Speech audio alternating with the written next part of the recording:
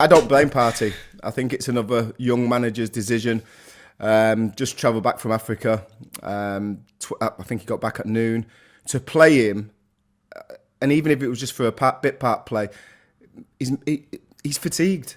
He shouldn't be on the pitch. He shouldn't be playing that game. I don't think he should be playing. And them 2 tackles, the first one, listen, whether it was a yellow card or not, it's already done.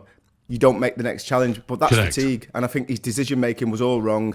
And to put him on, they're trying to go for the game last 5-10 minutes and you're bringing on a midfielder and taking off Smith Rowe. I didn't understand the substitution at all. So I know what you're saying, Trevor, but I don't think... You should put him on earlier, Al. I would have done, yeah. I would have, because Arsenal had to change. That's why you're not managing him. No. I'd have made changes. I wouldn't have played 2 wide players after about half an hour. I think, nah, this is not working. I'd have changed it then. But on Partey, I sort of disagree. I understand where Trev's coming from there, but he didn't fly back Ryanair, did he? So I'm not making that as an excuse. When he got the first yellow, Trev, and I thought 50-50, maybe he was a bit unlucky. Then you behave yourself. The second challenge was dopey. Yeah, it was, but again, you have to bring fatigue into that. And as soon as you're fatigued, one of the first things that goes is your decision-making skills. So again, it points to the obvious. We've seen Arteta make this mistake with Partey. Obviously, he wants him in the team for the North London derby back in a year ago or so, where he'd been out injured. He rushed him back for the game. He'd not really trained with the team. He played him. He picked up an injury. He was out for months. You can't make these decisions. It can't be win at all costs. You've got to look after the player, make sure the player's right. Every player, and Ray, you'll know this. Al, Ray, you'll say the same. If you're fit, you'll want to play. You're not thinking about, but I've just travelled 12 hours on a flight. I want to be involved. I want to help us get to the final. You've got to help that player make better decisions. He's a young man compared to Arteta.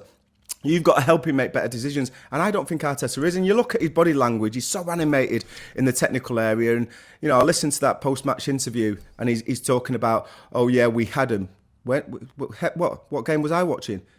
Arsenal, at no stage of that game, had Liverpool. Liverpool were comfortable. They were in second gear. I thought they managed the game superbly well. Yeah, I agree. You look in the middle of the park, Fabinho absolutely run the show. Henderson, Jones, their midfield was so much more composed and controlled than Arsenal's. And I thought it was the right result. Jota, I think he's a top player. He keeps on impressing me more and more every season. He's come from Wolves. He's gone to another level since he's been at Liverpool. And I thought Liverpool were very comfortable on the night. And it was a wasted opportunity because Arsenal did so well going down to 10 men for so long in the game against Liverpool. First leg, absolutely. What do you make of, this season they've gone a goal down and they haven't come back and won a game? I heard that, Ray. Unbelievable stat, really. 6 I games. didn't realise that. But I think you're asking, you look at that. Saka, Odegaard, Smith Rowe and Martinelli, and then Samba Lokonga behind. How many years have they played together in the Premier League?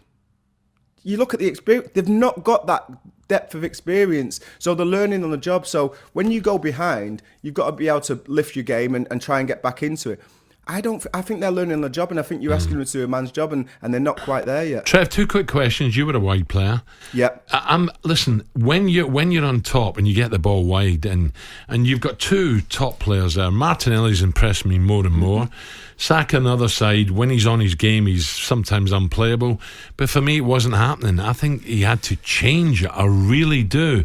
Now, the question to you, would you have changed it had you been a coach? And do you think Arsenal now, are they in a better place under Mikel than they were under Emery?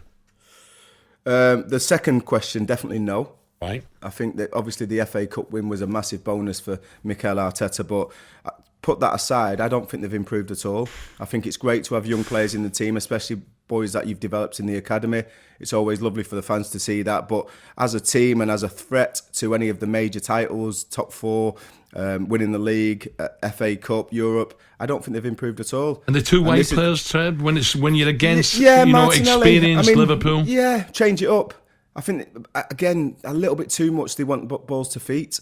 I think when you're a top player, you work it out where you realise you're playing against, I think, first and foremost, Trent Alexander-Arnold. I think his defender's improving.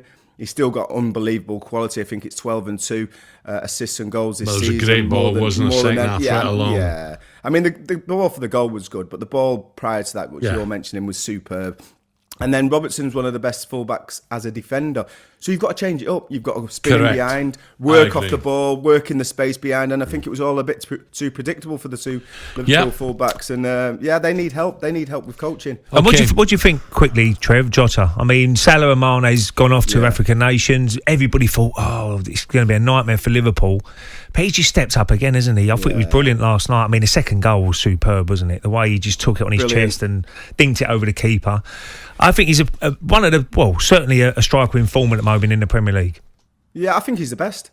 You know, you look at Harry Kane's not quite at it. I watched the game on Wednesday night and the chance that he had where he should have scored 1-on-1. Could have had a hat-trick. You'd put your life on that he would have scored that. So he's not firing. I think Firmino is more of a number 10, 9.5, 10, so he's not really an out-and-out striker. I think you look around, Lukaku's not firing. I think he's the best centre-forward in the league.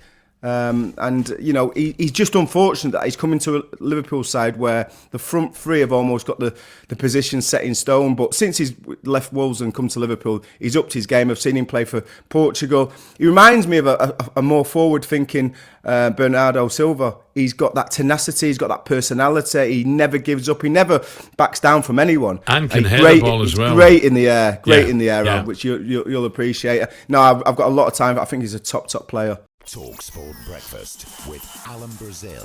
Thursday and Friday morning, 6 till 10. On AM, on DAB, via the talkSPORT app and on your smart speaker. talkSPORT.